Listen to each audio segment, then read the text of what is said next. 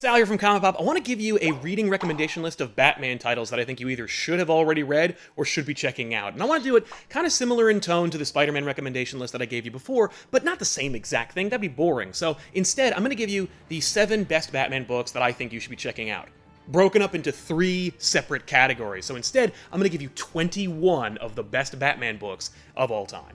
The first category I want to jump into is concept. That means to say, not necessarily the best executed Batman stories of all time, but some of the biggest, grandest ideas, not necessarily the best execution thereof. So let's talk about some of these great big idea Batman books. The first book, of course, I have to talk about is Nightfall, 1993's summer blockbuster event, which saw Batman through the ringer, exhausted, tired, and having to recapture and re-defeat all of his rogues gallery, culminating in a big climactic fight with his biggest and newest and baddest villain ever, Bane. It all falls apart when his back is shattered and the city is placed in the sharp and jagged hands of his unvetted protege, Azrael. The city gets darker, things get worse, and Batman has to crawl his way back to the top. This concept is pretty solid, but the execution, I think, gets away from the creators at times. So while it is a pretty fun read, it is also 3 omnibus-level volumes that culminate in a kind of weak ending, honestly. While I do recommend that you should probably check out or at least be familiar with Nightfall,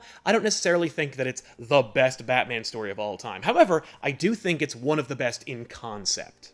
Number 2 in my top 7 best Batman books in concept is Batman Venom, written by Denny O'Neil with art by Jose Luis Garcia Lopez. This idea of Batman feeling inadequate and early in his career unable to meet the challenges that the city has thrown at him is really, really solid. And him falling prey to the desires of performance-enhancing drugs is a really, really well-grounded concept that I think is really worth exploring. And it's a forgivably short series, it's only 4 parts, it's well collected, there's some terrific art in this series, but I don't know if it necessarily meets the challenge that is presented. I don't think that Batman Venom portrays substance abuse in a realistic light. That being said, I think it's a terrific concept, and I think it broaches the subject without necessarily executing it in the most flawless of capacities.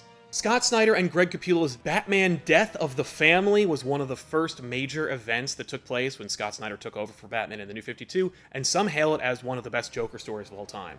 I hail it as one of the best ideas for the Joker of all time. I don't necessarily think that the story lands on its feet. I think the idea of the Joker wanting to break down the ever-expanding Bat family person by person is a really, really strong concept, and I think there are shades of brilliance in that story. I just don't think it quite sticks the landing. So while I do think that it is a solid story and it belongs in the top 7 best Batman concepts, I don't know if it's hailed as one of the best Batman stories of all time. I think that Jeff Loeb and Jim Lee's epic Batman story, Hush, is a better version of Nightfall, while also still having its own pitfalls and flaws. It's a really, really fun, really, really great-looking story, though I don't think it quite reaches the level of, say, The Long Halloween.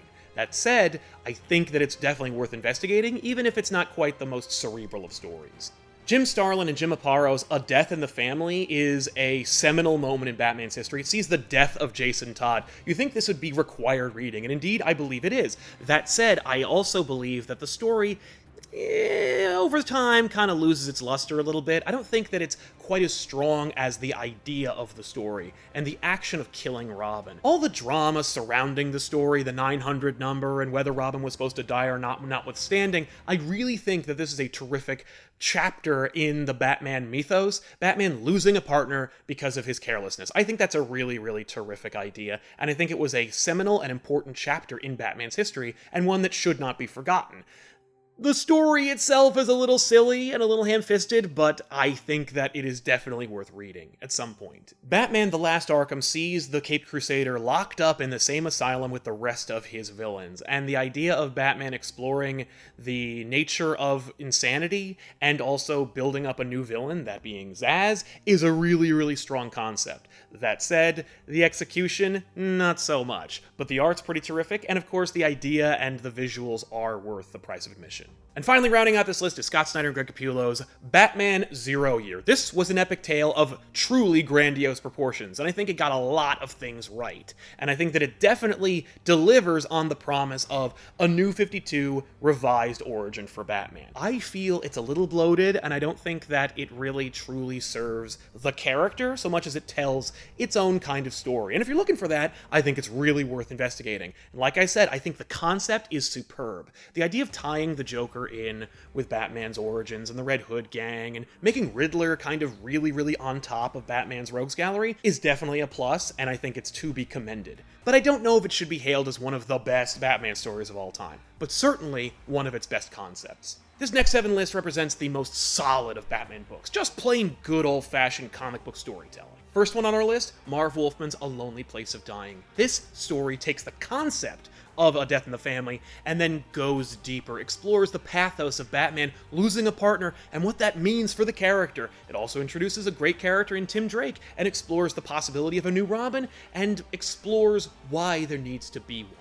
Next up is any of the volumes of Batman Earth 1. It's Jeff Johns writing Batman. Of course, it's going to be just solid, decent storytelling, but it's also a really refreshing take on a realistic version of Batman, while also not falling prey to the Chris Nolan pretentiousness you might expect. It's just plain good. The art is fantastic, the story is solid, the characters are fun and well-rounded, and it's just plain fun storytelling. Neil Gaiman's Whatever Happened to the Caped Crusader is just a solid exploration of the character and his mythos over the years. It's just a really good story, while also not being high art. You can just get into it whether you're in 8th grade or 12th grade. Doesn't matter. It's just fun to read, and it might just bring a tear to your eye. Brubakers Batman the Man Who Laughs explores a new Joker who is fresh in Gotham, set against the Batman Year 1 post-crisis continuity. It's a really solid retcon, and it's just plain good. It's just a good Batman story featuring the Joker. It's not great, but it's also not bad. It's just solid. Batman the Cult is gritty and dark, and I don't know if it quite lives up to the promise the covers portray. Those covers always captured my imagination as a kid, and when I finally got a chance to read it, I'll admit I was a little let down, because those covers are phenomenal. That said, you've got Bernie Wrightson on pencils inside, and they are phenomenal. It's just a really gritty, visceral story. While not necessarily being the most well-executed, it is definitely worth reading. And it's probably the best Jason Todd Robin story outside of Superman for the Man Who Was Everything. And rounding out this list, I think we all know it's going to be the Elseworlds story, Batman Gotham by Gaslight, launching the Elseworlds label and of course giving us a 19th century Batman. It's damn good and just really fun to read. I think it's definitely worth reading, particularly for those fans who have not experienced the Elseworlds alternate Batman stories. I think it's a great way to get your feet wet in that concept. And though I hate to admit it, Brian Azzarello and Lee Bermejo's Joker is a solid, well-crafted, and wholly original take on the character. It's one I happen to disagree with strongly. However, it is critically acclaimed, and a lot of Batman fans just simply dig the book. And finally, we've come to it at last. This is it, the final 7 books, and these are what I consider to be some of the best in Batman storytelling. And of course, all of this is subjective. It's all art, so what I think to be the best might be your worst. So I want, at the end of this video, to let me know in the comments down below, what is, for you, the single greatest Batman story of all time? It doesn't have to be anything from this list. It could be something just for you, but I'd love to know what you think, so let me know. Now, let's jump into it. The 7 best Batman titles, for me, of all time.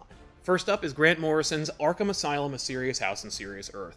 This is a story that if you are on the cusp of high school, or even college for that matter, and you're interested in proving to your peers or your parents that comic books are not for children, this is the one to go to. While I think it is a little bit gruesome and a little bit gory and a little bit psychologically terrifying, it's also unarguably high art. This story explores insanity both visually and textually. It does exactly what comic books are supposed to do, which is elicit an emotional reaction while also giving you a damn fine story. Arkham Asylum, A Serious House and Serious Earth might be a little too graphic for those younger viewers, but that said, it's definitely worth graduating to, because while it might turn off some of our contemporary Batman fans, while it might be a little bit high concept for some of us who just like reading Batman stories, it is worth investigating simply for the fact that it is giving you something that you've probably never seen before. Batman the Black Mirror is just good. It's just a good book. And I don't mean to gush, and I don't mean to kind of elevate some works into the top 7, but it's definitely not in the top 3. That said, I have yet to find a better, more visceral integration of Batman, Barbara, and Jim Gordon into one story. Batman the Killing Joke is probably one of the best Joker stories of all time. And by that I mean it is definitely the best Joker story of all time. It's hard to find really dynamite Joker stories. This one is obviously a one-off by Alan Moore, and I don't think he necessarily even expected it to be as big as it was. But I think that simplicity and that kind of cavalier approach gave us something really important and special. You've probably heard Grant Morrison's musings about the meaning, but who cares about all that? What's important is what's happening on the pages in the panels. The deconstruction of the book is for you to explore, whether you want to read it as a Batman story of Batman trying to work it out with the Joker one last time, whether you want to look at it as the last Batman story and the last Joker story, whether you want to look at it as just a decent Alan Moore one-off, it means many different things to many different people. And that, in and of itself, brings it up to this list. But I also just think it's just so well executed. I don't think anyone was disappointed by this potential origin of the Joker, and even if you were, the best part of it is it's interpretable. It doesn't have to be the origin for the Joker. And that, my friends, is what makes a terrific story. Batman Year One distills the origins of Batman in a very, very short, very, very digestible story that gives you a character deconstruction of both Bruce Wayne and Jim Gordon. It's really more of a Jim Gordon story, but it's a really, really fun Batman story as well. You know, Batman Year One was supposed to be just a retconned origin for Batman in the post-Crisis universe, and yet somehow it manages to have a timeless quality thanks to the writing and the art that makes so many of us, myself included, consider it to be the definitive Batman origin. Jeff Loeb and Tim Sale's Batman The Long Halloween is, for me, the official sequel to Batman Year One. It is required reading. It is a legitimate mystery that actually has twists, turns, ups and downs, and makes you kind of guess all the way up until the end, and I think it's just a terrific, beautiful-looking, and well-executed story. It's just Batman at his best. Detective work, action, superheroics, colorful villains, love, hate, everything. It's just simply one of the best. The Court of Owls by Scott Snyder and Greg Capullo is, for many of us, one of the best Batman stories of all time. But why is that? Why is it that so many stories kind of fall by the wayside, contemporarily speaking, while this one particular Batman story is elevated to the top 7 best Batman stories of all time lists? I think it's because it is a quintessential and purely objectively Batman story. It is everything about that character while giving you something fresh and new, yet familiar and organically successful. The Court of Owls are a terrific new villain for Batman to fight, and his first adventure against them is just perfect. It shows a vulnerability for Batman, and it also retcons his origin in a way that doesn't pollute or dilute the story, while also honoring the character and making it work in part of the larger tapestry of the Batman mythos. It also plays with visual comic book conventions and forces you to literally physically alter the way you are reading the book in order to get the story. And I think that that is wild, it is audacious, and it is successful. And finally, we have Batman The Dark Knight Returns by Frank Miller. Yes, we all knew this was going to be on the list because it is considered to be one of the greatest Batman stories of all time. One of the reasons I didn't number these lists is because I didn't want you to think that I put it up there as number one, because it isn't number one for many people. It is for me, but that's because it has a very personal connection for me to the comic book industry at large. It pulled me back into the comic book industry when I had, at some point or another, kind of become disenchanted with comic books in general. It reminded me that there was some greater meaning, some greater subtext, some greater mythology that comic books are connected to, and it brought me back in. It actually threw me a life preserver and pulled me out of entropy and cynicism. It's hard to believe, but the truth is, this dark, brooding, dying story made me believe in comics again. And while I may butt heads with those who argue that the story is dated and it's weird and it's overrated, I will challenge them every time because I believe the story works for so many people who believe that comics are corporately controlled and trite and silly and dumb. And I believe that this piece of art about a brooding, miserable, grotesque, angry, bitter, sarcastic, spiteful, violent, aristocratic bastard brings both new comic readers and longtime comic readers together into just comic book readers. And that, my friends, is powerful. And so there you have it, everybody. The top 7 best Batman comics of all time, broken down into 3 categories, thereby giving you 21 of some of the best Batman stories of all time. But like I said, this is all subjective. You could have your own list of 21 or 52 or however many that you could imagine, and I want to hear about at least one of them down in the comment section down below. Thank you guys so much for hanging out with me and listening to this list. And hey, if you like more stuff like this, you should check us out here at ComicPop, like, subscribe, and all that junk, and we'll see you guys next time.